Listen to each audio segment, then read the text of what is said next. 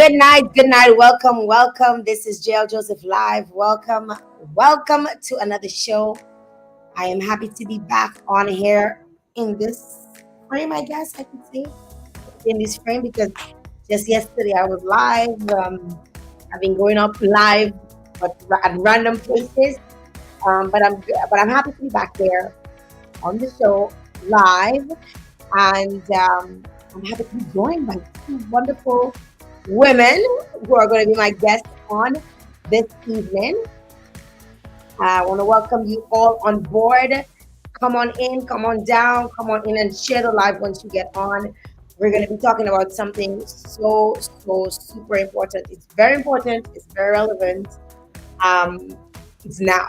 So we need to get in on the conversation. We need to engage in this conversation. And I'm happy that they chose this platform to share all of the wealth of knowledge that they both have with the general public and the listening public. I want to welcome those of you who are viewing on quite a few platforms. So, good evening to those of you who are on Facebook, YouTube, LinkedIn. Good evening to those of you who are on the various Facebook pages, including Jael Joseph Live, Jael Joseph Page, Black Island Girl Multimedia. Good evening, welcome guys. Share the live once you jump on, especially if you live in Dominica. I mean, this is for you. If you live in probably in the Eastern Caribbean, you still want to know. You want to be in the know. If you're living in the diaspora, you want to know what's going on with the folks in Dominica, right? In your individual countries. So share the live, tag someone. We're talking housing, we're talking resilience, we're talking hurricane season. Listen, heavy stuff. Some heavy stuff. Also, let me know where you guys are tuned in, where you're connected in or from. So drop your flag, let us know where you're linked in with us from, where you're listening or viewing from. We'd like to be able to shout you out during the course of the show. And know that you can ask questions as we go along. If you can answer it, we answer it. If you can answer it, we tell you, we'll check you back later. All right? And we'll definitely see how best we can respond to everyone this evening. This show is called Strengthening Housing Resilience in Dominica, and the Ministry of Housing, in partnership with Build Change, recently completed a major survey of over 500 homes across the island of Dominica. Now, the findings are eye-opening. While we've made progress since Hurricane Maria, many of our timber houses are on galvanized roofs. They are still dangerously vulnerable. In fact, guys, 89% of our timber homes, yes, 89%, and 78% of galvanized roofs are still at high risk, especially amongst the most vulnerable families. So we're going to be diving into what these results really mean for Dominican, what is being done about it. We're going to talk about how retrofitting, not rebuilding, could be the key to safer and more resilient homes at essentially a fraction of the cost. Joining me tonight, I have two experts at the heart of this work. We're going to be joined by Tracy Peltier from the Ministry of Housing, and I'm going to butcher her last name, and Louise Fawkes from Build Change, who's going to be joining us here this evening. Let's welcome.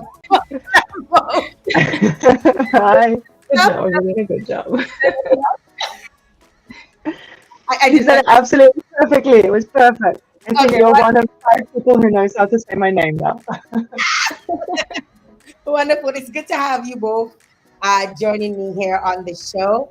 And I want to give you both an opportunity to introduce yourselves and your roles in the different capacities that you operate from, and your connection to this initiative that Ministry of Housing has taken on.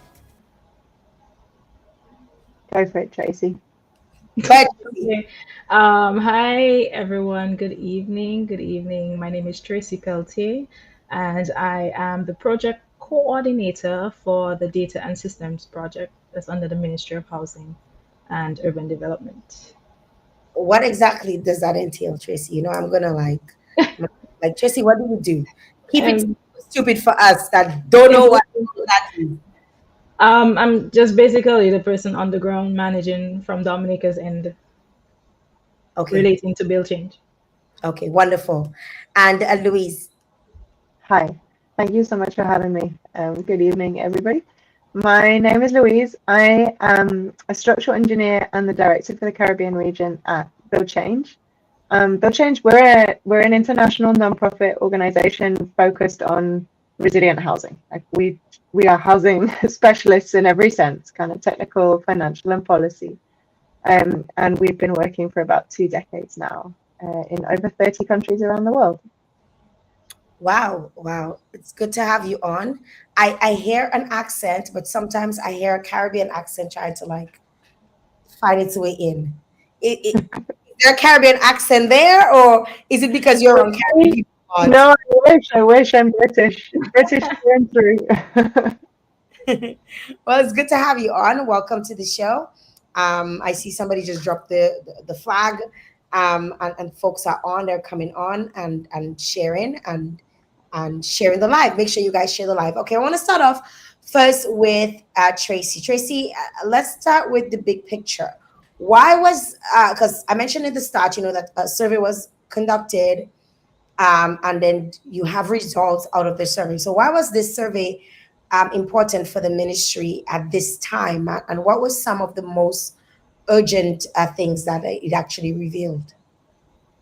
Okay, well, why it was important. So we do have a national agenda target in Dominica, and we have that said that 90% of our housing stock has to be built up to resilient standards. So, but before the survey, we did not actually know how much of the housing stock is actually resilient. So we needed that data to be able to understand how much we needed to invest in technical and financial support for resilient housing retrofits. And after housing Hurricane Maria, pardon, we wanted to be able to provide valuable tools and resources for both homeowners and professionals. So, what it revealed, I'll start with the good news. Our masonry houses and slab roofs are solid. Wow, that's good. That's really good to hear. The survey, it did not find any of the houses to be highly vulnerable. It also revealed that we've made really significant progress in the years since Maria. So there's been a 14% reduction in the proportion of highly vulnerable houses. And these areas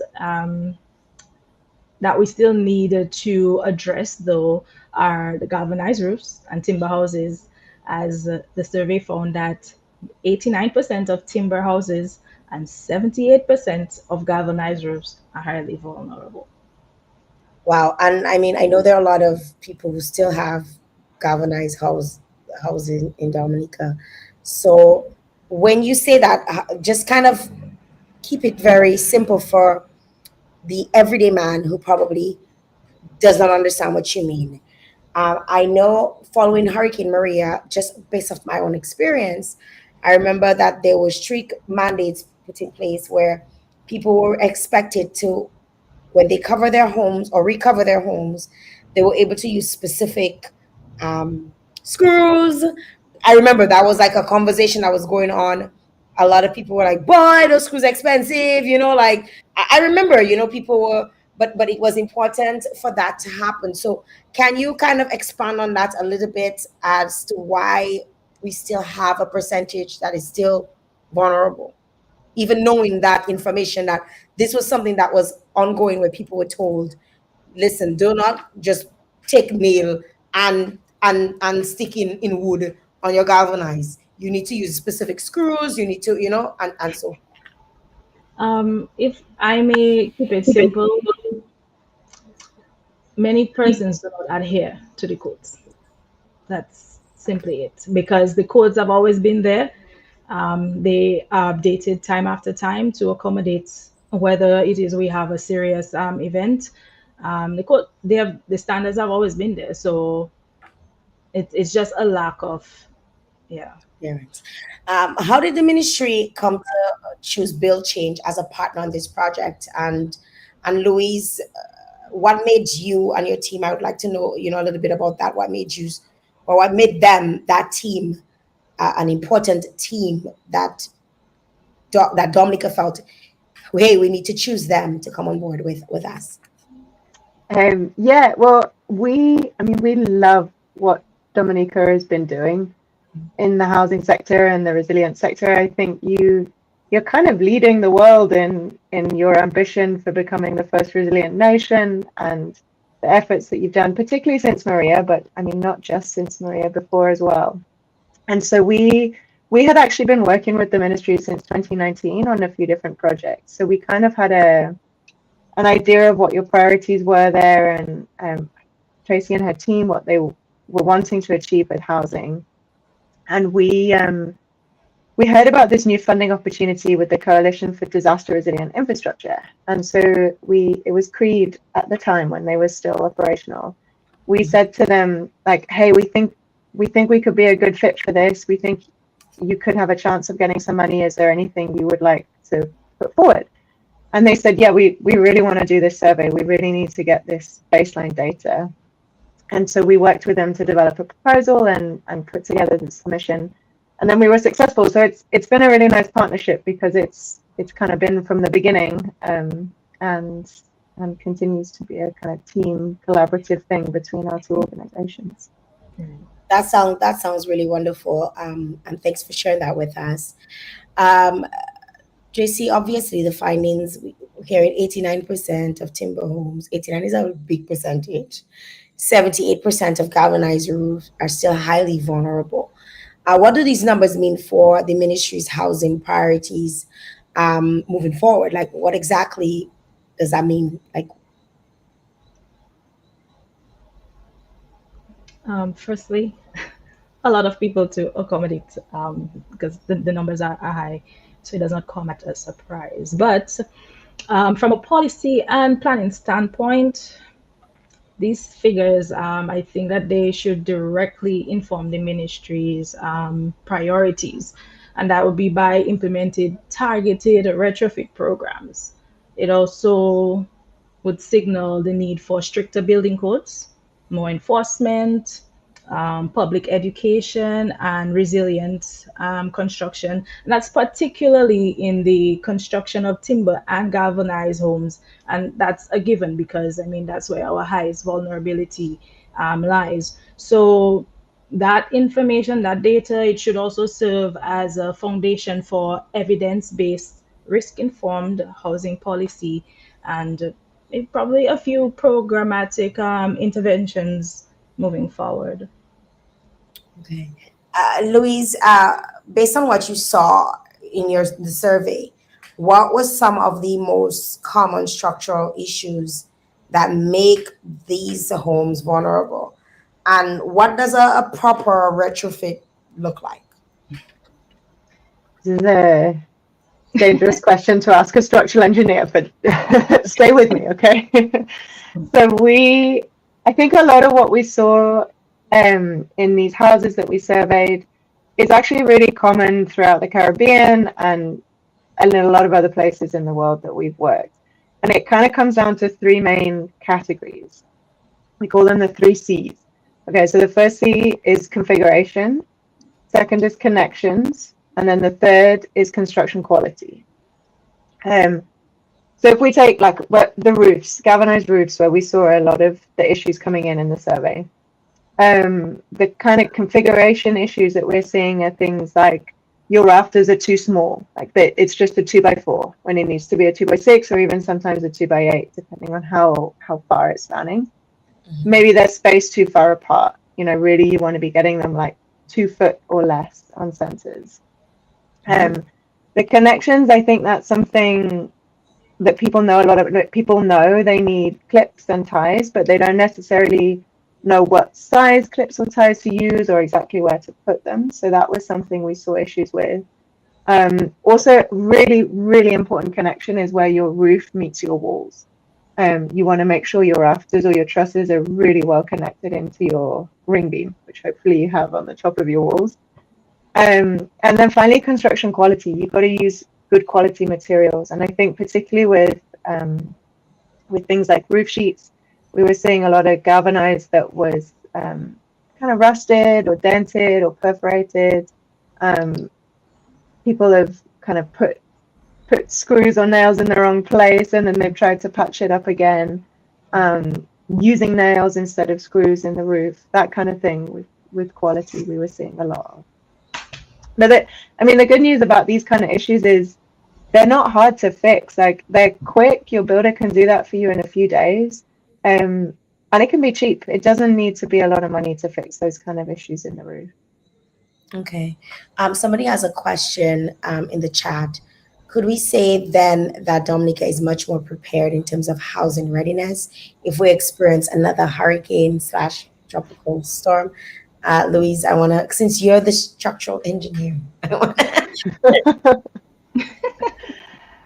In terms of structural readiness, what we're saying, we think from this survey is that we're kind of 14% more resilient in terms of housing. So yes, better, but not 100% there. wow, wow. Tracy, you wanted to add something? No, not entirely. I was just agreeing with what Louise was saying. Wow. Tracy, obviously the ministry is preparing any kind of support, financial, technical, or otherwise, to help families actually make these upgrades, especially those with limited means. Can you share a little bit about what the ministry is doing in terms of the support that they're providing? Okay, that's a great question. Well, we know people cannot do it alone, firstly. So, as part of the survey, we also collected anonymous socioeconomic data for the houses surveyed.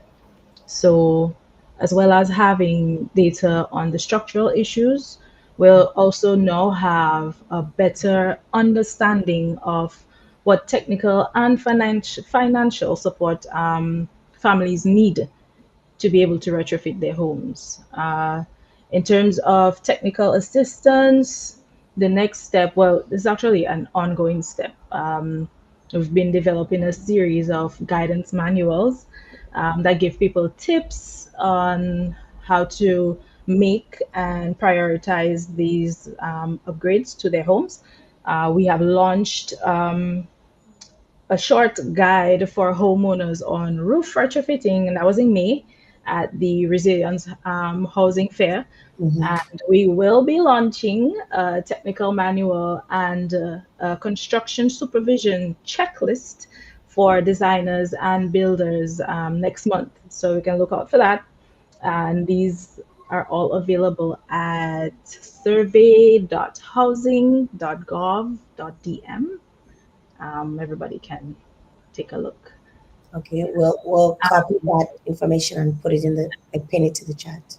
Okay, and lastly, in terms of financial assistance, so we are looking to secure another round of funding from partnerships. That's to see how we can design a home retrofit program, and that would offer financial support to homeowners because we know it's really needed right now.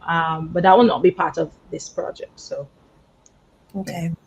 All right. I know, Louise, you mentioned obviously retrofitting and it being inexpensive.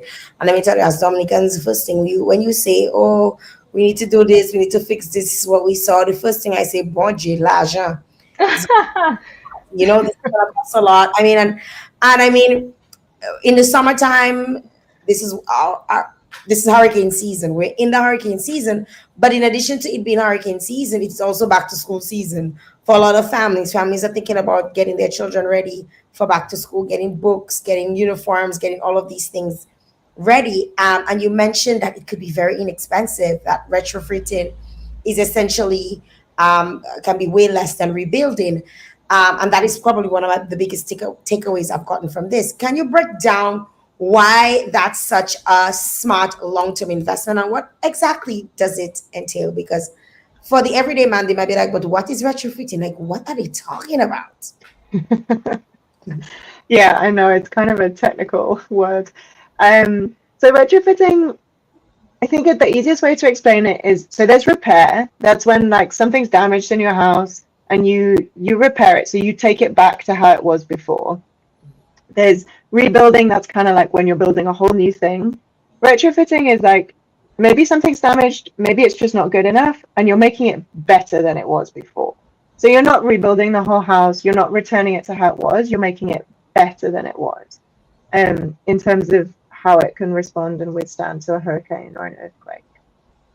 And the best way we can talk about the cost of this is comparing it to rebuilding, because if we know a hurricane's coming, unfortunately, that's how it is, and we know that climate change is only making them stronger and more frequent. So it's going to happen at some point. So comparing it to rebuilding, looking at everywhere we've worked in the last 20 years, on average, we found that retrofitting a house costs just 23%, so less than a quarter of what it would cost to build a new house. We have also worked with the World Bank in Dominica to do cost benefit analysis of like, actually, is it a good investment to retrofit your house for hurricanes in Dominica? And like the answer was a resounding yes. We looked at a few different types of retrofits. So we looked at like what you could do to your roof, what you could do to your walls, your foundations, your windows. And we looked at a few different house types. And like in all cases, you were always going to save money over 30 years of living in your house by retrofitting.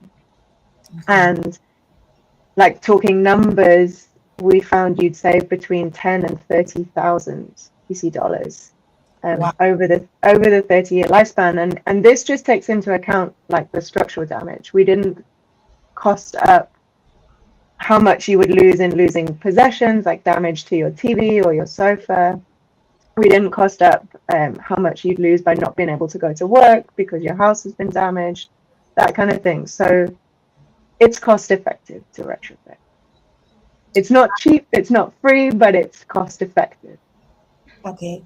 That is really good to know. I just listening to you speaking on, you know, the fact that it is going to be a cheaper option, it is the way to go.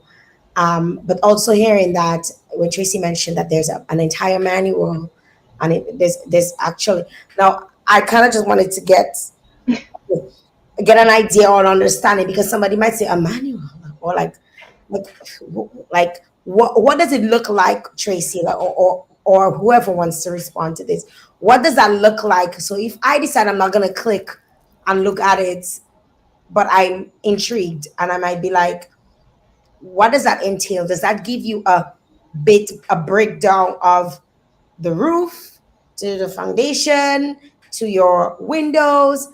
Is that what it entails when you, if somebody were to, because my understanding is that this is something that is available to anyone, everyone can have access to that document.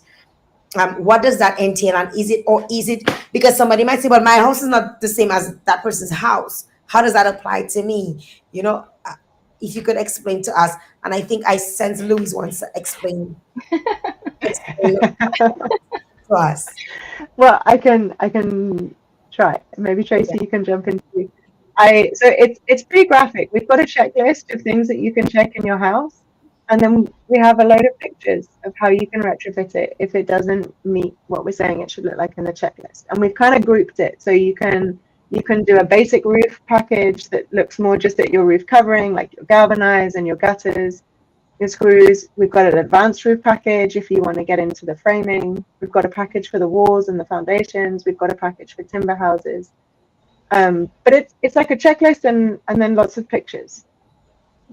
Wow, I like that you say that, because it makes people understand that, hey, this was based off of the survey. So Yeah. this is what you found, and you've created this based off of what you found. Yeah, yeah. I think it's very detailed though.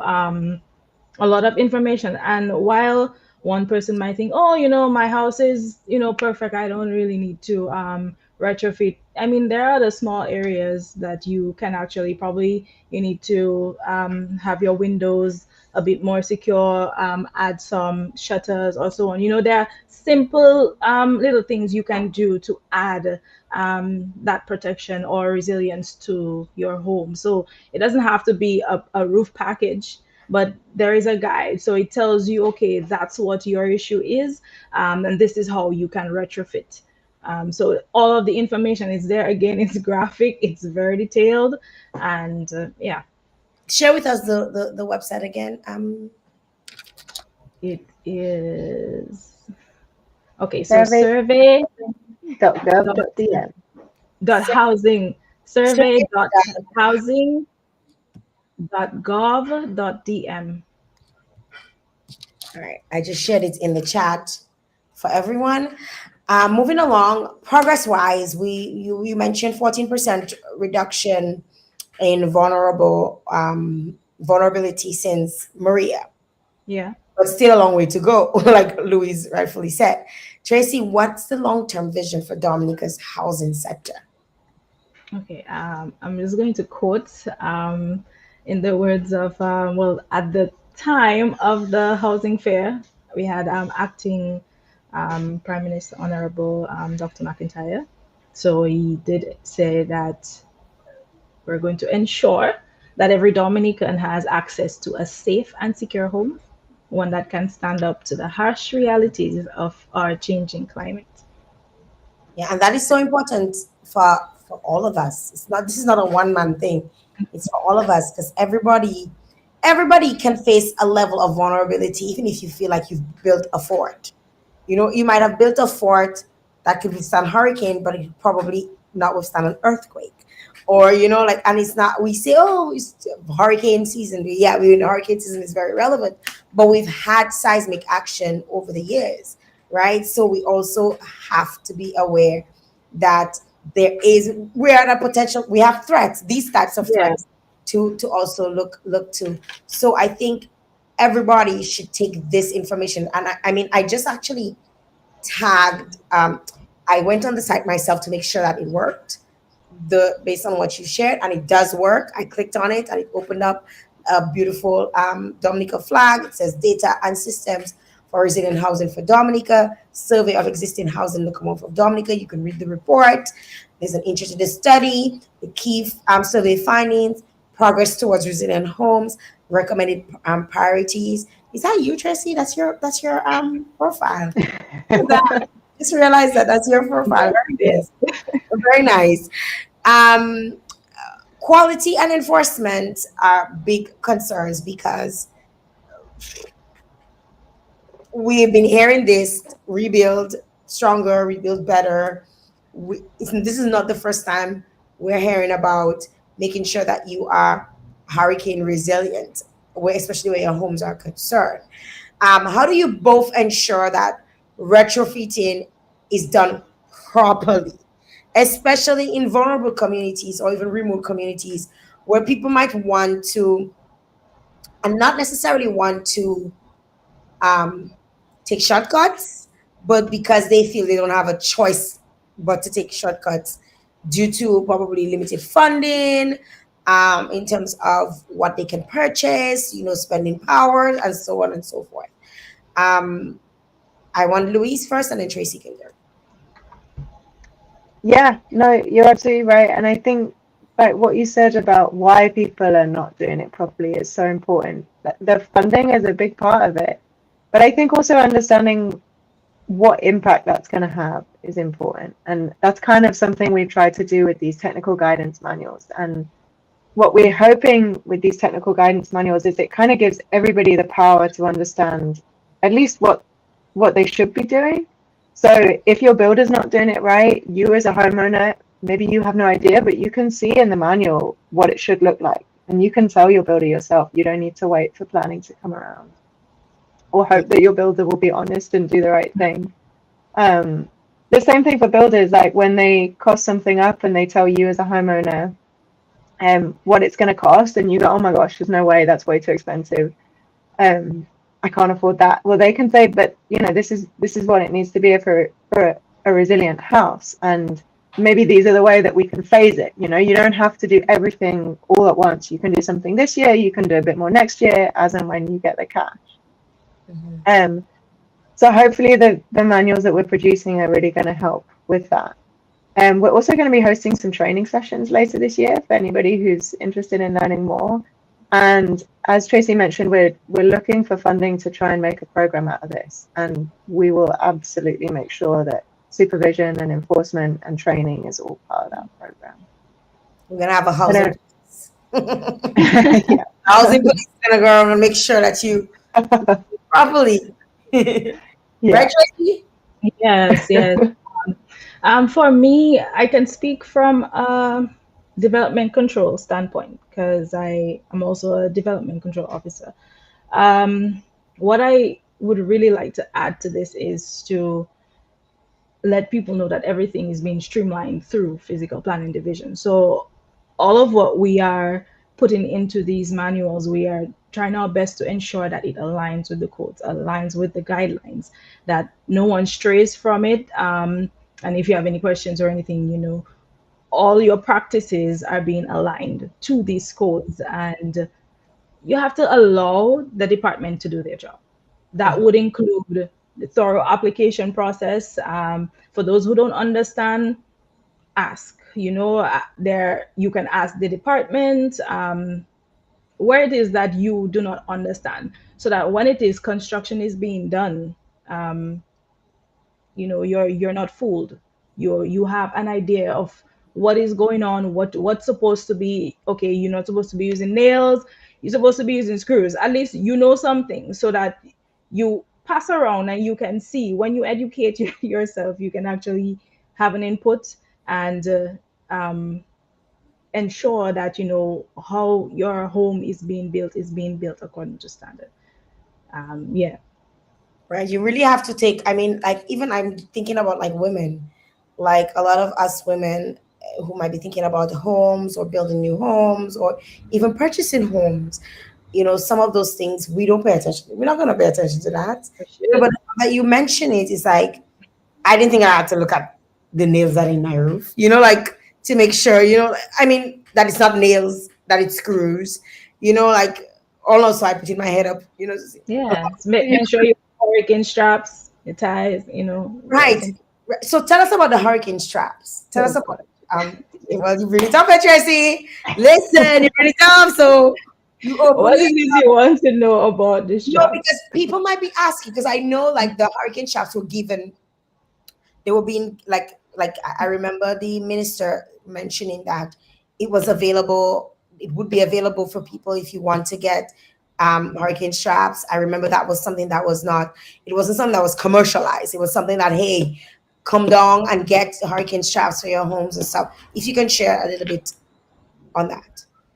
Well, I wouldn't have direct information to that. I think anyone who would want to like get some of the straps, we need to go down to the ministry and inquire about it, because we don't deal directly with that aspect. Yeah, Okay. but it's a feature that needs to be included in your roof. Sorry, it's a need. Yeah, Hmm. it helps to strengthen for whatever category, you know. Wow. Wow. Final thoughts. What's the one thing that you want everyone to understand or even act on when it comes to housing resilience? Louise, you could go first. Well, I can only have one. Well, you can have many. um, I think I'll just reiterate then it's it's cheaper to retrofit now than rebuild and repair later. Like as I said, we know another hurricane's coming. It's just a matter of when. We know that there's an earthquake risk. Our work shows it's 1.6 times more expensive to improve your home after a disaster than it is before. So it I know nobody has extra cash lying around, but Yeah. it's going to be cheaper to do it now than it is later. So retrofit now. Retrofit now. Now, now, now. I know we we're expecting a system, and everybody, panics and all of these things. Tracy, what are your what are your one things? Um, what I would need to tell everyone is to follow or build according to the codes, the guidelines, the housing standards. That initially will save you from probably even retrofitting or even having to rebuild after. But even if you follow, it might lessen the amount that you may have to spend to do those things.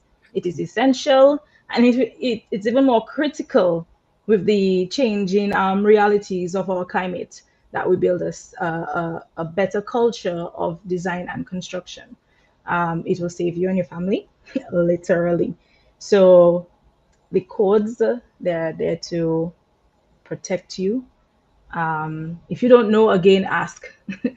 Ask. Knowledge is really key in all of this, and cutting corners. It okay. Cutting corners for costs will cost you later. It costs you more. Yeah. It will definitely cost you more. Yeah.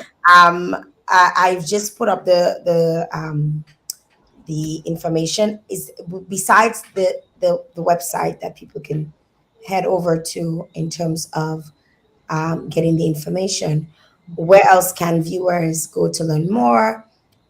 How can they get involved, or even what other access resources are out there besides this? I know you mentioned that there would be trainings coming up, and where would we find that information on the trainings? I know you also mentioned that there'll be another manual coming out soon. Where can we access that information as well?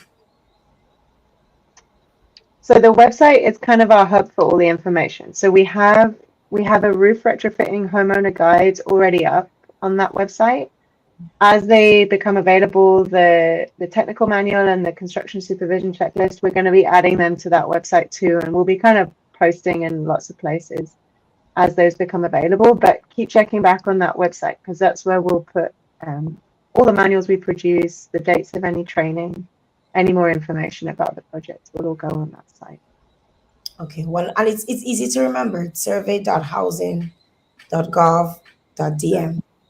Right? So survey.housing.gov.dm. Oh, Louise, I think we did forget to mention that it's the homeowner manual and the technical. There is a Creole translated version to these manuals. Oh, We that's forgot to pretty super mention. cool. Yes, yes. So we have translated. It's just these two, right? Yeah. Yeah. Yeah.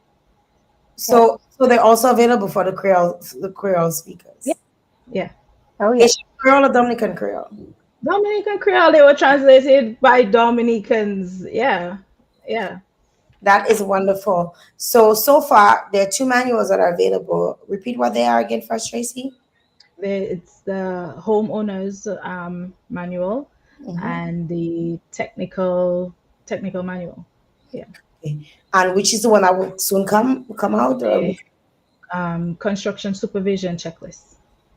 And that supervision checklist, is it for you to supervise the person that is constructing your home, or is it for them to supervise themselves? Both. Both. Both. The Yes. more people Yeah. check in, the better. Yeah. Wonderful, wonderful. I want to open up. Anybody has any information or they would like to ask any questions? We'll take any questions at this time. But I while I'm waiting for the questions to come in, I want to open up for you to have any final words, anything that you'd like to say, anything that we may have missed, anything that was overlooked, anything you want to reiterate on. I will start first with Louise and then Tracy. Nothing I want to add, just to say thanks so much for having us. And it's been really fun having this conversation with you. And like, thanks for highlighting it. It's such a pressing need. So thanks for highlighting. Yes, yeah, you're welcome. You're most welcome. I mean, I was at the fair back in May. I think it was, I mean, considering time and how quickly it was put together, I think it was really well attended. I saw there were a lot of vendors came to show, all of the different things that they had in to keep or to make sure people's homes remained resilient, or what you could do. So everybody had tie straps, and there was this other thing I learned about, and I remember my father used to have it. Well, actually, it's the tie straps, they're the metal ones. Mm-hmm. Mhm. I used to always see that as a child growing up, but I didn't know what it was. I Oh, nice. So so you're it's 2 years awkward old. looking, right? It looked like something you could use, if your door. We probably used it And hinge it. You're saying? when the door got locked by accident and you're trying to open it. You put, and it turns out it was a tie strap the whole time. Tracy, any final words? Just to build on what Louise was saying, we're in the hurricane season now. Um, just whatever you can do to strengthen. It's a community approach. It's not just the ministry or the government. It's everybody needs to play a part so that that we can reach that level of resilience that we want to. Yeah. Wonderful. It was lovely having the both of you on. Um, Thanks for taking time out of your schedule. And thanks to the Ministry of Housing as well for allowing this program. I want to encourage folks who are on the live to share this with your friends, share this with your family. And even if you don't share the live, but share at least the link so people know where they can go to find the information. We are in the hurricane season, so it's super important that you have the information, you know what you need to do, and you need to check yourself before you wreck yourself, because the hurricane will wreck you, right? So go ahead and log on to the site. It's survey.housing.gov.dm. It's very easy to remember, and find out all of the information that you need. There are two manuals there. I want to say thanks to Louise and thanks to Tracy for joining us and providing us. You see, we kept it short and sweet, or they were worried that we're gonna go longer. Not sure. We kept it short and sweet, and it was good to have you both here to share with us. And I look forward to what is to come when you guys have trainings. Feel free to let me know so I can share the information with my audience so that they know that they can attend these trainings, because I feel like this is a PSA, public service announcement. It's not just for just oh, I need to get paid for this. This is something that people need to know about, and I truly appreciate you guys coming on and sharing with my audience. Okay, Thank you, Jael. Thank you so much. Take care. Bye. bye. All right, that's it, guys. That's it for tonight. That's it. What we're talking about. If you're just logging in, we're talking about strengthening housing resilience in Dominica. Um, and the data is alarming. That we have so many homes that are still vulnerable, especially timber homes and galvanized roofs, and you are still at high at risk, very high risk, but you can do something about it. And there is information that's provided for you to actually make a change. And it's your home, c'est caso, eh? Sou pa vle fè, ki la ki ke fè bou, bou. So go ahead and log onto the site, find out the information, see, and if it means you start on your roof, because that might be the most vulnerable place, or you might start on your windows, because that's where you feel that the most vulnerability lies. Start somewhere, right? And do it, even if you do it more so and more so. My mother used to say, "Piti a piti is a cafe niche." So do it little by little until you get it all done.